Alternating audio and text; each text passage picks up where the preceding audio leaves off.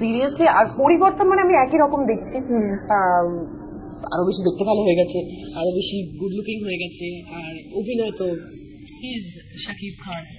বাংলাদেশের one and only Shakib Khan.